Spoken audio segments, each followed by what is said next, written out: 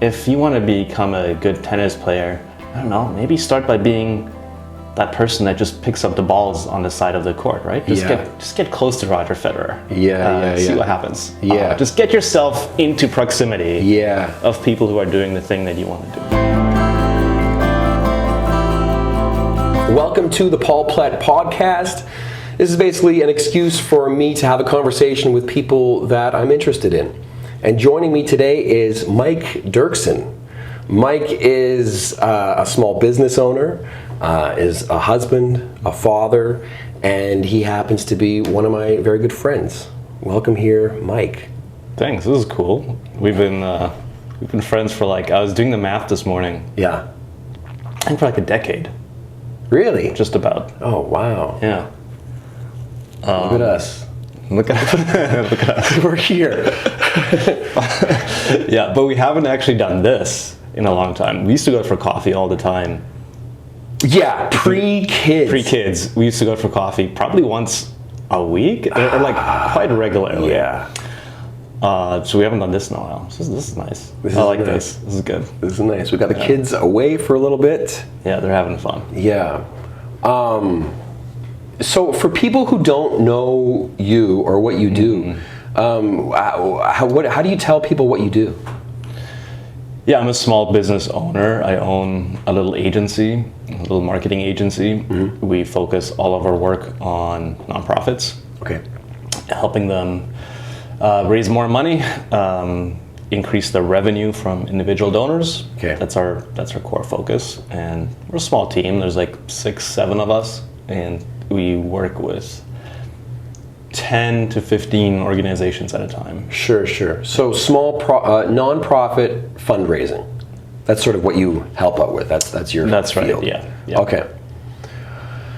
Okay. Well, can we rewind a little bit? Where were you born? Where'd you grow up? I grew up. I was born in the middle of nowhere, in a little dusty town in South America, in Paraguay, in the north of Paraguay. Okay. So the kind of town where you have just big diesel generators that keep power on for the town because power is so unreliable. Wow. You collect rainwater in a cistern, and then you have a water pump and a filtration system. That's how you get a lot of your water. So it's not off the grid, but it's semi off the grid. There's a grid, but it's so unreliable that there's all these other systems. Yeah. So Luke Skywalker in Star Wars, you were born on Tatooine. Right. Yeah. It's a very, very super dusty sort of place, and hot, dry. That's where I was born. You know what Luke says in Star Wars? He says, if there's a bright center of the universe, this is the place that's furthest from it. It's kind of what Winnipeg feels like in the winter. But is that what that town sort of felt like? Yeah. Yeah, you feel like you're at the end of the earth. And I'm gonna make a lot of Star Wars references here. Okay. So what's your? I'm not as versed in Star Wars. I'm sorry. So your parents, they weren't moisture farmers, or? Sorry. What'd your parents do? I mean, sort of. You collect rainwater. Yeah. So in a way, you are a moisture farmer. But yeah. So my parents did. My mom was a nurse. Okay. But at that time, she was staying at home with us. Okay. And my dad worked for an agricultural development organization. So they worked with indigenous people in Paraguay. Yeah, to basically modernize agricultural practices. So kind of anywhere else in the world, once colonizers took over and the inevitable progress that came with economies growing and more people, whatever. All of that. Sure. Indigenous people, their way of living in that world became harder and harder. Mm-hmm.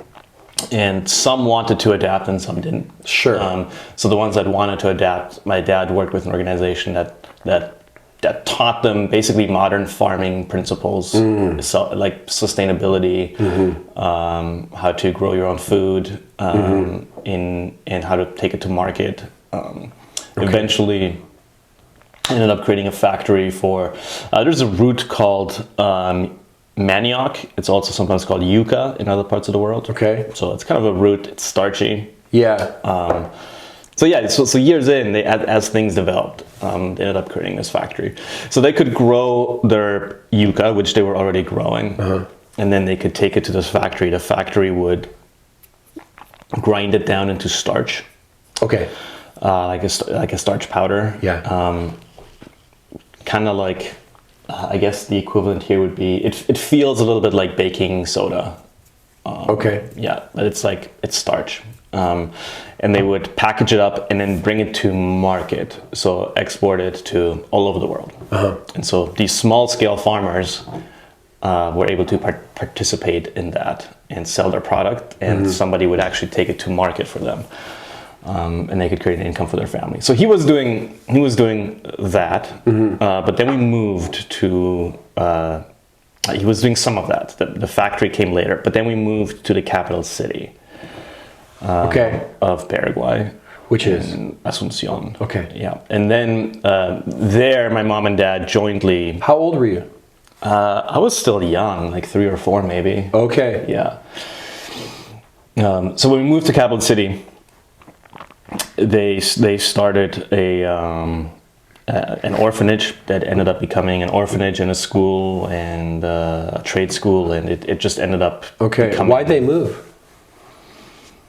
My dad had been offered this job as the CEO of this other organization. Okay. And I think, so my mom's Swiss. Okay. I think the whole family, including my dad, and my dad had gotten his education in the US. Okay. So I think that place where we were felt too small for them. Okay. And I'm grateful for that. It would have felt too small for me. Yeah. Like had we stayed there. Yeah. So just better opportunities. I think better opportunities for the kids as well. Yeah. You go into capital city. Yeah. Healthcare infrastructure. Everything is just better. Yeah. Yeah. Okay. Access to better schools. Yeah. And was the factory was doing okay? So the factory came later. Once we were already capital city, he kept working with different orgs and with his networks, and then the factory came then. Oh, okay. And how long were you in Asunción? How long were you there? I was there till I was 14. Okay. So from 3 to 14, like 11 years. Yeah. Okay. So that's where you started going to school there. Yeah, started going to school, had a lot of friends, really formative years. When I was 14, when I was 11 or 12, we went to the US to visit a friend of my dad. Okay. Because my dad had studied out there. Yeah. And he'd worked for this dude called Elmer, who was a character. Yes. So if you can imagine like a Kansas farmer, exactly what you might imagine that character to be like. Like from Wizard of Oz, like Dorothy's grandpa? Yeah. But he had a business, custom combining, so he took farmers who wanted their fields combined but didn't want to invest in their own equipment. Okay. That's bigger in the US than here, but there's custom combining outfits. They have all the machines, they come and they harvest your field. Yeah. And you pay them a rate. Okay. And so they start where the weather is warmest, and then they start where the weather is going to start to get coldest sooner, and then they work their way down south. Okay. So harvest is, maybe like August here, and then you move your way down. Yeah. So he did that, and that guy who owned that business, his name was Elmer. He told me he had financed some farming for my dad in Paraguay. Yeah. And he had financed my dad to import some cows to Paraguay. So they literally put cows on a plane and flew them from Paraguay. And so he told my dad, hey, like, don't worry about the last payment. When like that financing was up and like the last payment was due, he's like, don't worry about it. Instead, just bring your family. And come visit. So we all went. I was a diabetic at this time already. Okay. And when we were there, we talked to some doctor that was a friend of Elmer's. Yeah. Who was like an expert in his field that happened to be like endocrinology and diabetes. And he was kind of like, in a nice way, he's like, dude, what are you doing? Like, you gotta come here. Like, if you want the best sort of chance at managing this disease well, and like the latest tech and the latest, you ought to consider that, right? So my parents looked into it. It was easier to immigrate to Canada than the US. And then 3 years later, we were landing in Winnipeg. Wow. Wow. Okay. So that's Paraguay to Winnipeg. Can you tell me this piece about diabetes? When does that become part of your story? When I was 9 years old, I started to be like super thirsty. I lost a lot of weight, really lethargic. Okay. I was just like laying on the floor. And my mom was a nurse. Yeah. I think like she knew. She was like, okay, we're gonna go to the doctor. Yeah. So they're like, yeah, he's type 1 diabetic. The pancreas is stopping to work. Okay. So it happens. Yeah. It's one of those like, so type 2 is like diet related. Type 1 is not. Type 1 is just like, it can be genetic, although that link is hard to, it's not one of those like, if you have it, for sure your son or daughter is going to have it. Yeah. It's not like that. But it is like, if it's in the family, there's something there. Like somebody could maybe. Okay. And it is in the family. So yeah, it was just my turn of the lottery for. Sure. Yeah. Who else has diabetes? Like a cousin has it. Okay. An uncle has it. Okay. Yeah. Okay.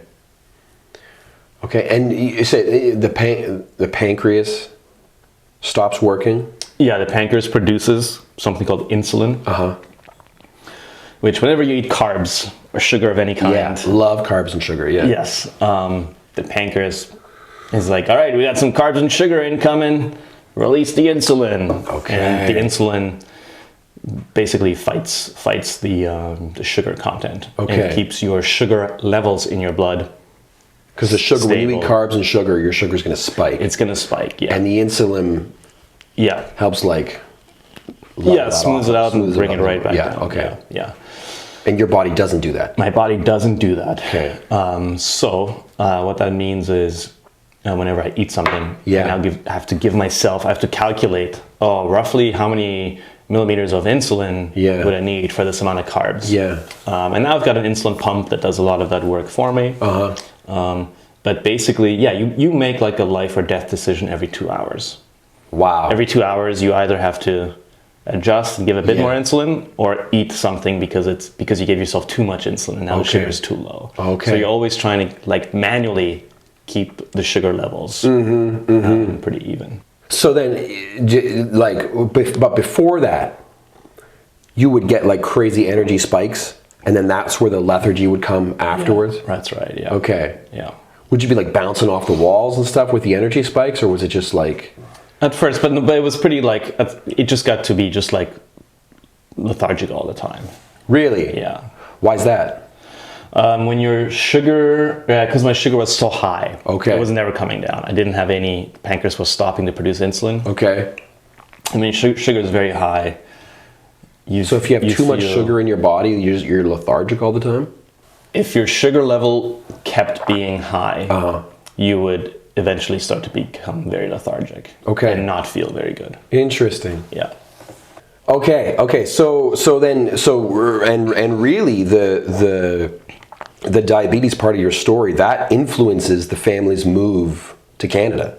Yeah, I don't know that we would have moved if it hadn't been for that. That was never on the table. So your parents really care for you. Yeah, they definitely made that decision and also... That must be nice. What's that like? Yeah. Not just for me. I think they also made the decisions for my brother, just in terms of education, just better opportunities. Okay. This just seemed to track. And my dad had gotten his education in the U.S. Yeah. He'd worked in the U.S. Yeah. He had coming from... So if I was born in a Dust Bowl, yeah. when he was born 35 or 40 years before that, yeah. that was even more of a desolate... He's from Paraguay. Yeah. Okay. That was even more of a desolate, little place. He grew up off the grid completely. Yeah. Just outside of the place where I was born at, in the bush on a little farm with like 12 siblings. So you're Luke Skywalker and your dad's Anakin Skywalker. Right. So they're both from Tatooine. He had left that place to go study in the U.S., which very few people had ever done. Maybe nobody. I don't know. So he had already he had seen what was out there. he knew he knew that he wanted that life for us as well. So maybe we would have ended up here anyways. But so he wanted a portion of your life to be in Paraguay, to sort of be in touch with that, and he had some work that he wanted to do, sort of some, but eventually the gravitational pull was going to lead you back. Yeah. Was going to lead you to North America. Yeah, or to Switzerland. My mom's from Switzerland. Yeah. I know that was probably on the table a few times. Yeah. No, it's interesting. I was born on a farm in Swan River, Manitoba, small town in Manitoba, and we moved to Africa when I was a kid. My dad had a hard time farming, and he loved farming. He wanted to be a farmer, but we ended up moving overseas. My folks also worked for a not-for-profit, Mennonite Central Committee, and so I grew up in Africa, but I often say to my dad, I wonder what it would have been like to grow up on the farm, if we hadn't have left. And my dad said recently, a couple years ago, I don't know if we would have stayed on the farm. That wasn't my long-term plan. We probably would have eventually moved to Africa anyways, because he had so much of his formative experience, adult life, was in Africa, was working in the field in sort of relief and development work with small-scale farmers, similar to what your dad did. So it's interesting that, although we moved at that time, because, that was sort of the decision that ultimately led to us moving, was the farm not really being sort of succeeding, we would have probably ended up moving anyways. Right. So. Now, what kind of farming did he do? Grain. Grain. Nice. I wish I grew up on a farm. I wish I knew more about farming.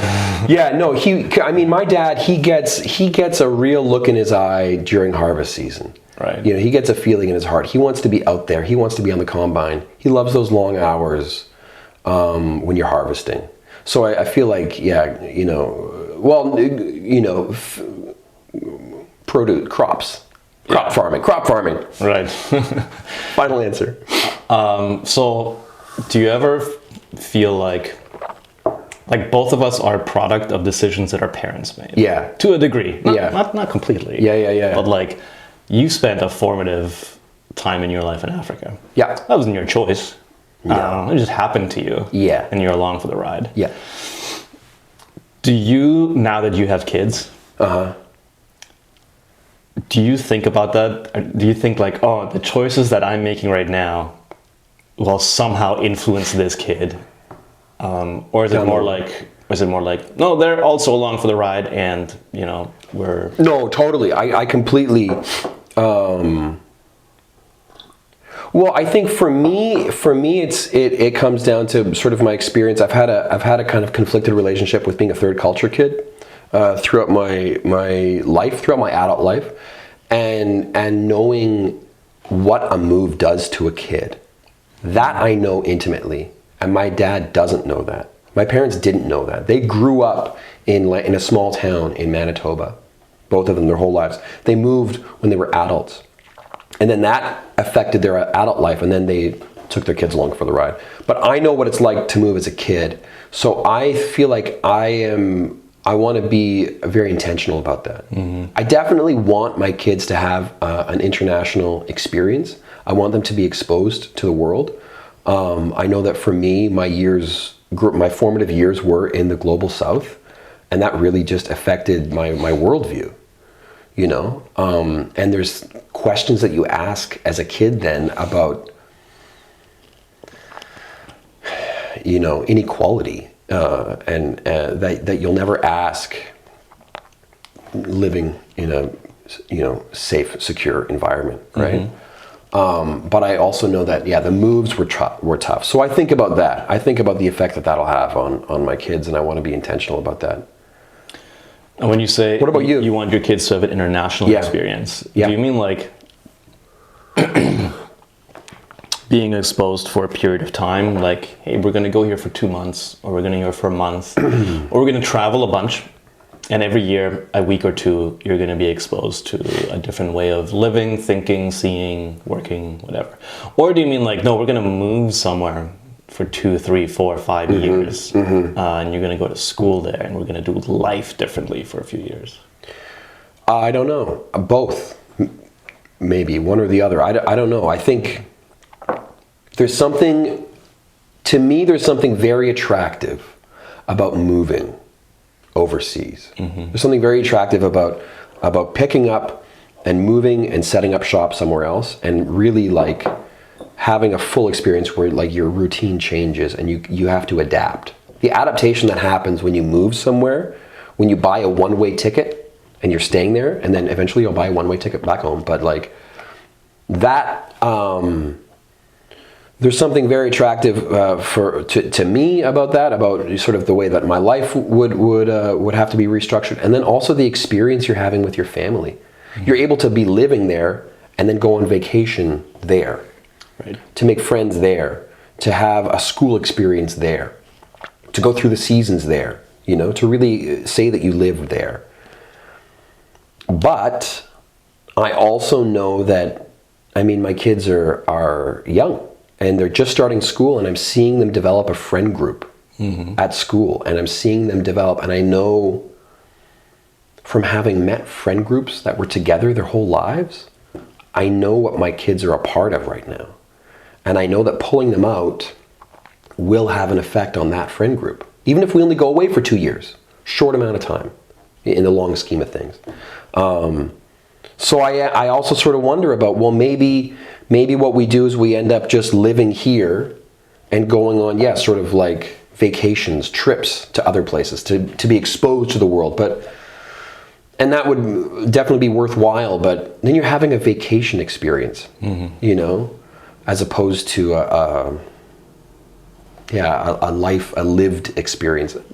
You know, there's a lot of merit to going to places, but I mean, then we want to travel to sort of vacation destinations, and it's not quite the same, you know. Yeah. What about you?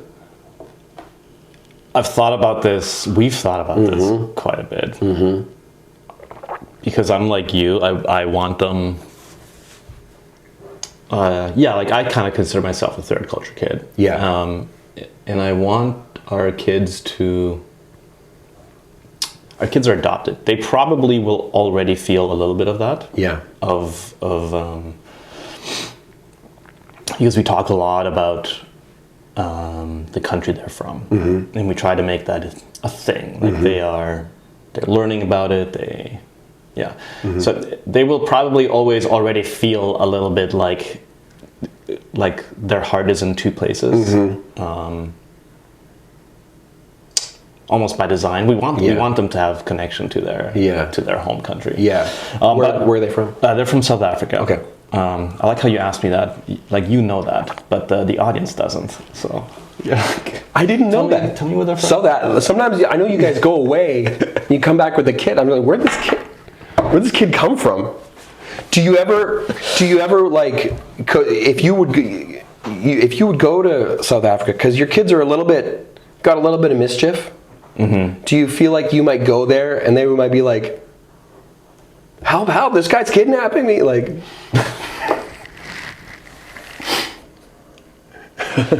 I can see that happening. That is actually like, that's like That would be like a bad situation. Yeah. Yeah. And I'd be like, I know it's funny, but cut it out. You don't know what's going to happen next. You're like, but seriously though, this is hilarious. Yeah. No, you want your kids to have a connection with with the country that they're from. Yeah. At the same time, I do want them to experience other cultures as well. We'd love to live somewhere else for a little bit. But to your point, I've got friends. I've got a WhatsApp group. I got like different WhatsApp groups. They're just like friends from over here, and then friends from over here, and then friends from over there. Because I didn't have the. We met in kindergarten and went to grade 12 together. Yeah. Don't have that, right? Instead, I've got kindergarten to like grade 7, and then grade 8 to here, and then and there's merit to it. There's something nice about being deeply rooted in a community. At the same time, there's something nice about the world being bigger than just your immediate community. That's that duality. I don't know how to manage that. I know. And the other thing is, in order to grow, sometimes some things have to be, broken. Like muscle growth, right? You have to like tear the muscle for it to grow, right? Yeah. So there has to be sort of space, room for the growth to occur. I was wondering when we would get into the health era of it all that you've entered, and that I'm trying to enter. You entered it like at like 9 years old. So like, I mean, I also wonder for you, like before you learned that you had diabetes, were you already good at math? Or did you get good at math because you had to? Oh, that's a good question. No, I was always a smart kid. Yeah. I was always top of the class. Okay. Almost always. Like at the end, they give you like a little like, I don't know if they did in your school. In our school, whoever was top of the class got like I got like swim lessons for free one year, and like I for sure don't know what that's like. Okay. For me, it stops around like I was doing pretty good till like grade 5, and then I started to get all those notes home where like he could be asserting himself better. He's just not. He's so smart, but like he's just not. I got there. It went from top of the class to Mike has a lot of potential. But for a good while there, until like grade 7 or 8, maybe, that like mattered to me. And I was so I was always good at math. Later in high school, but then you got real good. I had to get like a math tutor because I stopped. Really? Yeah. You know what I did? I dropped. I dropped classes. You just stopped going. For me, like science and math, like when I didn't have to take those anymore, I was like, I'm good. I love science and math, just not sort of studying stuff academically, sort of following a curriculum that's a bit challenging sometimes. That's a rabbit trail we could go down to. We could. I want to. Can we get? I wouldn't mind getting. So you moved to Winnipeg, and this is at 14. Yep. 14 years old. You moved to Winnipeg. What was that move like? How did that bring you? What was the rest of school like for you? Because you finished sort of high school in Winnipeg, and then you did some post-secondary education as well, right? Yeah, no, moving to Canada was the best thing that ever happened to me. Like, I'm very grateful for it. For a long time, even now. Okay, I'll ask you, like, are you a Canadian? Yeah. Okay, that you identify as that? Well, yeah, but also like on my own terms. Sure. Like I identify as a Canadian in the sense that like Canada is like one of the most multicultural nations on the planet. I identify as Canadian in that, the amount of Canadians that have international experience and sort of have like a direct connection to the rest of the world. That's how I identify as Canadian. I don't identify as like a voyageur or like, Sort of the pioneering. I mean, that's cool. Yeah. I guess that's a part of my heritage as well. But yeah. Do you? I do now. It took me a while. Okay. For a while, I was like, I don't know what I am. I've got 3 passports. So that's like I got the Swiss passport because you get to pass that down to your kids. Yeah. I got the Paraguayan passport because I was born in Paraguay. Yeah. And I got the Canadian passport. To this day, I get Switzerland votes on everything. They're like, we should introduce this law. Great. Let's send an envelope to all the citizens all over the world. Wow. And let's vote on it. Yeah. Which is amazing. It's like a direct democracy. Like everybody votes on it. But like every month I get like an envelope of like things to vote on. And I'm like, this is exhausting. So I am Swiss. Swiss, Paraguay, Canadian. How many languages do you speak? I speak 3 languages. Which 3? German, Spanish, which is rusty, and English. English is my 3rd language. Yeah. I learned it watching Friends and Baywatch. Yeah. Sweet. And you're good at math. I used to be. I would not say I'm good at math. But you're ready to be like a super spy. Jason Bourne. I could be. I guess I've got enough passports. You've got enough passports to cross a few. Yeah, if you catch me at the border, I got visas in my name. And you could disappear into any Spanish-speaking country. Just a couple German-speaking countries. And English. I mean, there's English everywhere. Yeah. But in Paraguay, I'm like a tall... I was very blonde when I was a kid. Yeah. I'm like a tall, blonde kid who spoke like German to my parents in a grocery store. I never felt Paraguayan. There was like people like patting me on the head. Like, I've never seen a blonde kid before. What does he feel like? Get off of me. But like that's so I never felt like really like truly. I was born there. Most of my formative years, I never felt Paraguayan. I've never felt more comfortable anywhere than in Canada. Like even in Switzerland, I don't feel. I think it's really cool. It's part of my heritage, but I don't. Too much voting. There's a lot of voting, but like I don't. Yeah, it's not like I don't really feel all that European or Swiss. But I feel Canadian. Yeah. I mean, you lived here for a long time. Yeah. Since. Did you move anywhere else between 14 and now? No, I went to Switzerland for a year to work there. Okay. Turns out, and I knew this. I don't know why I didn't think of this. Switzerland has you got to do military service at 18. Okay. It's obligatory. Like everyone does. So I was there until I got the letter saying, "Oh, looks like you missed your service at 18. Time to catch up, right? Like report for duty." Yeah. And the program that the job placement program I had gone through. Yeah. It was 6 months at a time, and so that was coming up, and I'm like, put me in Germany, and so they did that. Okay. And I didn't have to join the Swiss military. And what'd you do? I worked on a farm in Switzerland.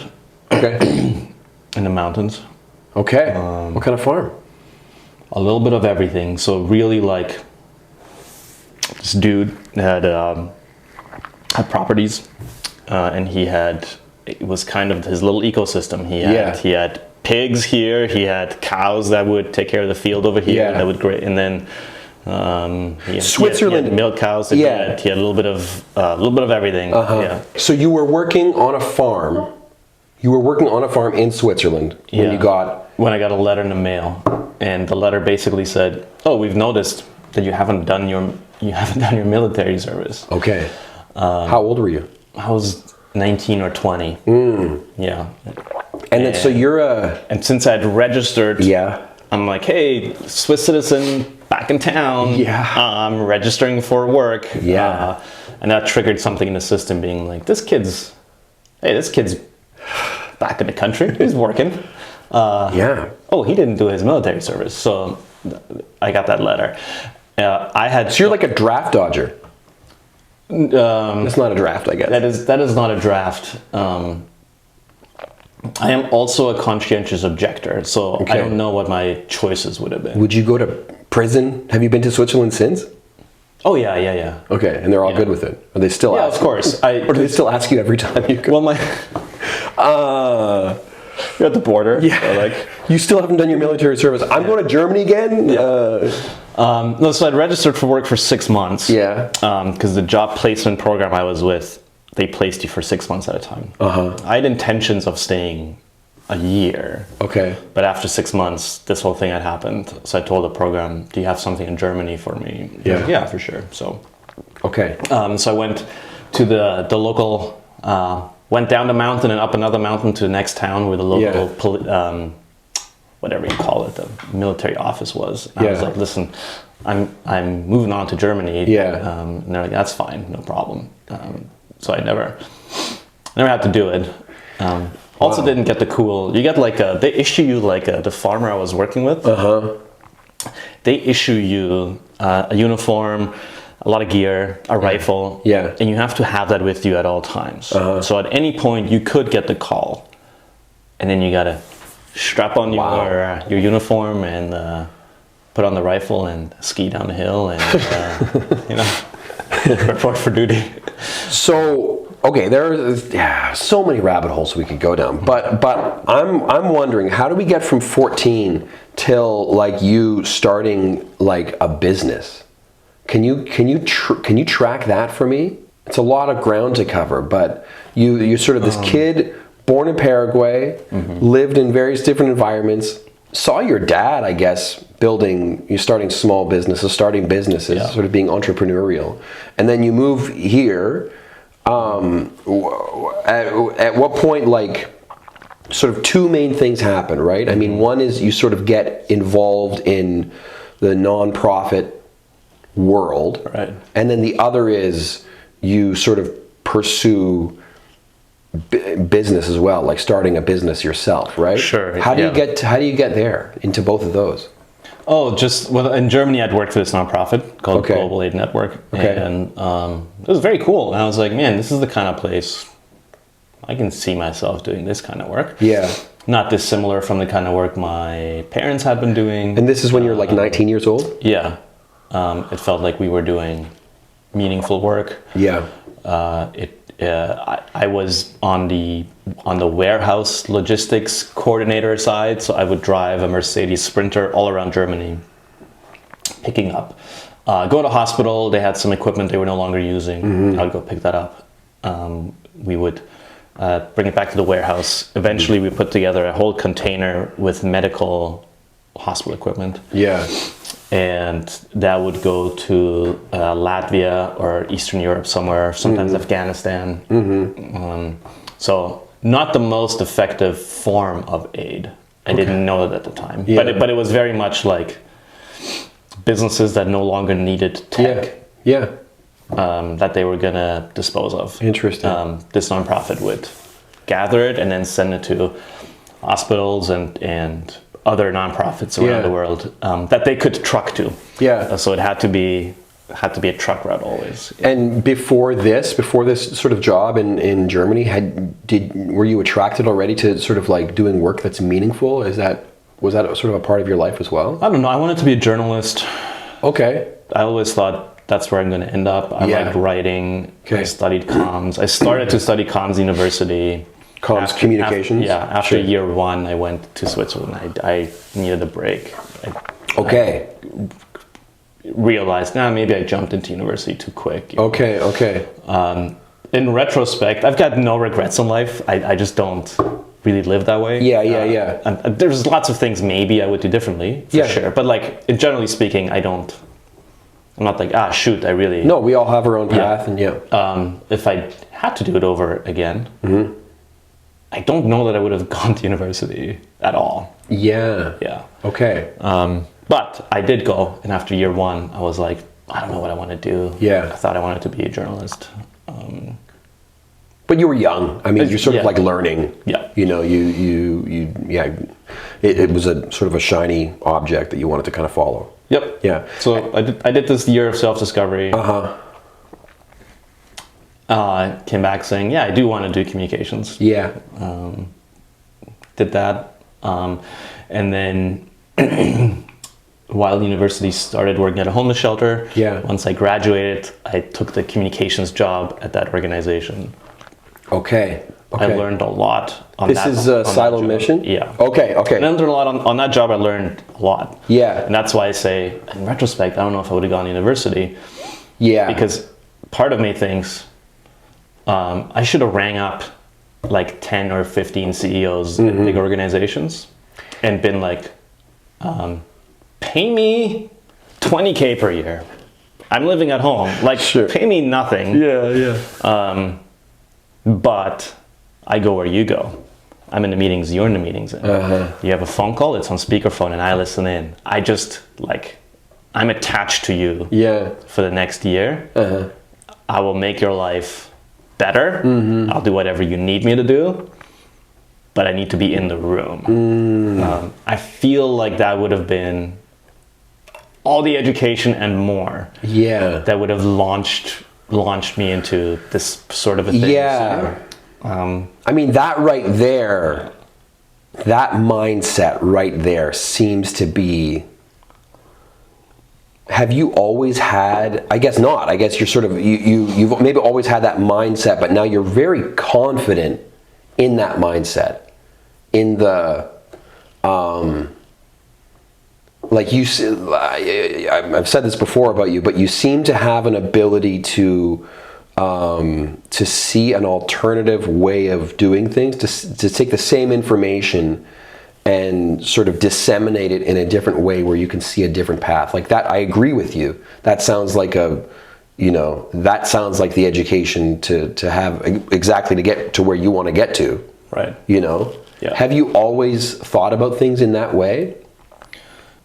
Probably yes, but probably I didn't know that was actually like a strength or like a, I was very much like, no, you go to school, you go to university, you do I kind of. But your dad does that too, right? Like it just seems like so, with the yucca plant and the factory in. Oh, absolutely. Right? It's just like, well, there's all these things. No one's doing this. So the interesting. And this could connect with all that stuff, right? The interesting thing about my dad is that him going to university in the US was the weird thing. Yeah. That was like the, nobody did that. Yeah. What do you mean? You pick up a trade after you're done. Sure. And he went and studied agriculture and then came back with a plane full of cows. And started like with a different breed. Yeah. Right? Like that was weird. Yeah. And so by the time I was his age, that happened to be the normal thing you're supposed to do. You're supposed to go to university. You're supposed to, when really the weird thing would have been not to go. Yeah. So yes, I did get that from my dad for sure. Yeah. And to this day he often finds a different path. Yeah. So then that I mean, then that all makes sense that at a certain point you decided I'm going to start my own business. Yeah. Because I've tried some education, didn't work. Yeah. Then I did some other education that worked and it got me on a path to come to a point. At what point did you decide, now I'm going to build my own kingdom? So I wanted, after 4 or 5 years at Siloam, I wanted to. And Siloam is this shelter in Winnipeg that you worked at. It was a homeless shelter. Yeah, that was, homeless shelter. That's how people would understand it. Yeah. It's a lot more than that, but they have housing, they have jobs, they have mental health programs, they have healthcare. My wife worked there as well. Yeah. And she had the job that you wanted. She had the job I wanted. She was the assistant to the CEO. She was in the room. She was in the room. Yeah. So here's the funny thing. Yeah. The reason you and I know each other is because of your wife. Mm-hmm. And the reason your wife and I were really good friends is because I was like, she's in the room. I'm going to become really good friends with the person in the room. So, what did you and Floyd do today? And then she happened to be like a super cool person. Yeah. I was like, oh, genuinely, this is a person I want to be good friends with. Yeah. But yeah, that's the person that had all the intel, right? Yeah. Same with the front desk person. Mm-hmm. You want to know anything in an org, just go hang around the front desk for a while. people would leave out the front. Yeah. You'd be like, hey, I'm just going over here. I'll be back in 2 hours. Yeah. You're like, okay, the CEO's going to this and this meeting. He just told the front desk person. Yeah. Yeah. So, no, sorry, you were telling the story about how you then decided to start your own business. Yeah, so I wanted to do that right after Salom. I had a different opportunity to small startup nonprofit, and I figured, hey, all the things that I learned in this big shop, Yeah. I'll apply them over here. Sure. And then see if that works. Yeah. That'll give me more confidence. I was also just getting married, and I just didn't have the confidence of stepping out, as my wife couldn't work at the time. Mm-hmm. She was applying, she's from the US, so she was applying to be a Canadian permanent resident. She was allowed to be in Canada, but she wasn't allowed to work yet. Okay. Yeah. So I didn't feel like, and we just bought a small house, I didn't feel like, oh, if I step out on my own now, wasn't the right time. Confident enough. Yeah. That I would have the income to make everything work. Yeah. So I did that for a little bit, a few years, 5-6 years. Mm-hmm. And on the side started freelancing. Okay. And just started trying to get jobs. Building the muscle that would eventually become and a network. Yeah. And the network was important. There's this thing called the proximity principle. Okay. What I'm about to describe is not it. Mm-hmm. There's actually something called the proximity principle that exists. Okay. When I talk about the proximity principle, it's something completely different that is not related to the official proximity principle. Gotcha. This is Mike's proximity principle. The Mike's proximity is just get close to people that you eventually want to work with, or that you think are close to other people. Yeah. Just get in the arena somehow. Yeah. Even if it's like foot in the door. Yeah, like if you want to become a good tennis player, I don't know, maybe start by being that person that just picks up the balls on the side of the court, right? Just get close to Roger Federer. See what happens. Just get yourself into proximity of people who are doing the thing that you want to do. Okay. So I spent a few years doing that. Mm-hmm. I joined a board of the Association of Fundraising Professionals. I did a bunch of things like that, just trying to get in proximity. Yeah. Started being more active on Twitter and LinkedIn. Okay. Just to be in the water, getting in there. Yeah. So I mean, now you're a couple years into running your own small business. Mm-hmm. I wonder, at this point in your life, do you have, I mean, you're also like, comms is big for you, and like fundraising and messaging and stuff. Do you have a particular kind of like a central message or a mantra or something that you kind of live by? My main message for myself, and I don't know, maybe for other people who are interested in doing something, which is just like, say like no to a lot of things, choose the thing that you want to be really good at, and just ruthlessly focus on it. But I have so many ideas. I want to start something new every day. Mm-hmm. I see like an opportunity here, and I'm like, we could do that. Oh, we could help out here. Instead of just being like ruthlessly focused and saying, this is the one thing that we do it really well. Yeah. We're going to do it better than anyone else.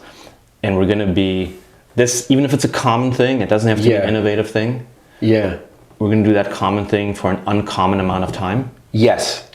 And after 10 years, we'll just be like the best of the best at that. Just because we kept doing it for 10 years. We've just like, it's just compounding. Yeah. So it's say no to more things. Yeah, every time you say no to something, you're saying yes to the thing that you really want to do. Say yes to fewer things. Yeah. And find out what you really want to say yes to. And it'll be a better yes, it'll be more confident yes. And what was the other thing? It's do a common thing for an uncommon amount of time. Yeah. Like this thing, YouTube, right? Like you've started to do a lot more YouTube. Yeah. If you stick with it for 10 years, there is no way you won't have grown a bunch in that time. Yeah. There's no way, I don't know what you're at in terms of followers or view counts. I have no idea. But if you do this for 10 years consistently, there's no way that number won't be a lot larger. Not if you keep at it and you get a little bit better over time. Yeah. Yeah. Yeah. I mean, the thing for me is like in particularly having to do with YouTube is it brings me so much joy that I guess it's saying no to a bunch of other things, but it's also focusing on like what actually brings you joy, what actually brings me joy, what gives me life, what gets me energized, what doesn't feel like work. And I want to do that thing. Now, I'm a stay-at-home dad, so it doesn't, there's not sort of like a financial incentive to this. Right. I can kind of explore this for a little bit. I know that if I had to be earning a lot, then that sort of changes everything, which for me complicates things, because if I try to take creativity and art and commodify that, it immediately changes that, and a lot of the joy leaves. Right. So you just shot Maria and the Mennos. Yeah. In TV show, yeah. A TV show. If during that time somebody came to you for work that you used to do. Sure. And or came, hey, we need a little promo video. It's about 5 minutes. It's this. You probably would have been like, no, I'm doing this thing. And I'm all in on this thing. Yeah. Even though this thing might pay more or like the margin might be higher or whatever. It's like, no, this is the thing I'm invested in right now. Yeah. Right? Like you would say no to most things because you've given like a full yes to this TV show. Yeah. See, that's hard for me. But if you don't have I'm like, oh yeah, there's an opportunity. Oh, interesting. Well, let's see where it goes. And so I've had to be a lot more like, no, it's a no. This is what we're doing. Yeah. Sticking to it. Yeah. I'm gonna say it seems unsexy a lot of days. We're gonna say no to some of the sexy opportunities. Don't love the way that sounds. We're gonna say no to a lot of the shiny opportunities because it's out of the scope of what we've said we're gonna do here. Yeah. It's always we gotta hang out more and talk more. It's always fascinating to talk to you and always exciting to hear kind of your perspective on things. I mean, you do have a really, really unique ability to see the world in a different way, and it's so clear the way that you see it. It makes so much sense when you articulate it. So thank you. I appreciate you, Mike. Well, thanks for inviting me over. Having a cup of coffee. This was good.